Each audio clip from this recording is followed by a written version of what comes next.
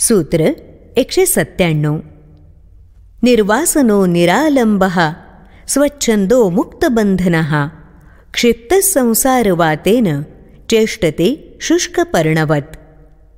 ज्ञानी पुरुष वासनारहित होऊन परावलंबनाचा त्याग करून स्वच्छंदपणे आणि बंधनरहित सर्वमुक्त होऊन संसाररूपी हवेत एखाद्या वाळलेल्या पानाप्रमाणे व्यवहार करतो, वागतो.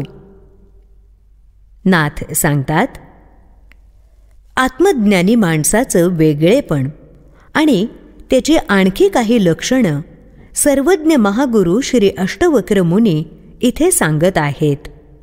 सामान्य माणूस आत्मज्ञानाअभावी चिवट वासनांनी संसाराच्या वृक्षाशी चिकटलेला असतो.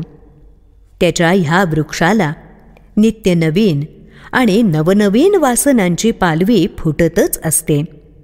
माया, मोह, आसक्ती, अहंकार ह्या परपोषक द्रव्यावर त्यातून रस शोषून घेऊन त्या अन्नरसावर त्याचा हा संसार वृक्ष सतत बहरत असतो.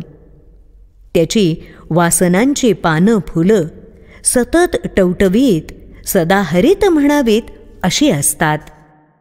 मात्र आत्मज्ञानी माणूस माया, मोह, वासना, विकार, आसक्ती, अहंकार अशा पोषक द्रव्यातून कधीच रस ग्रहण करत नाही. ह्या अन्नाचं सेवन शोषण करीत नसल्यानं त्याचा संसार वृक्ष सदाहरित नसतोच. निसर्गातून त्याला सहजपणे जे काही मिळेल तेवढ्यावरच तो जगतो. त्यामुळे तो सामान्य माणसाच्या तुलनेत लवकर शुष्क होतो. आसक्ती आणि अहंकार हे पोषक घटक न मिळाल्यामुळे त्याच्या संसार वृक्षाची वासनांची पानं लवकर शुष्क होतात आणि वृक्षापासून अलगद गळून पडतात. ती पानं एकदा गळली की पुन्हा वृक्षाला चिकटतही नाहीत आणि चिकटवताही येत नाहीत. आसक्ती वासनांपेक्षा अहंकार हा जड घटक नसल्यानं अशी आत्मज्ञानी माणसं शुष्क पर्णाप्रमाणे हलकी होतात, सर्वत्र सहजपणे विहार करतात, वाऱ्यावर स्वच्छंदपणे उडतात. आता त्यांना कोणतंही बंधन नसतं. त्यांचं वर्तन व्यवहार अत्यंत सहज स्वाभाविक होऊन जातात. सहज सम मुक्त व्यवहार हे त्यांचं वैशिष्ट्य आणि प्रमुख लक्षण असतं.